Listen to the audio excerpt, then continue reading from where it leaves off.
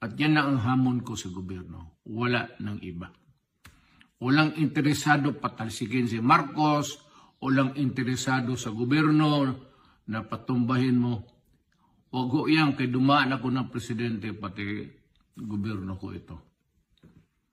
So, para just to erase doubts. But, we will ask that we will be heard from time to time so that government would know what the sentiments of the people are.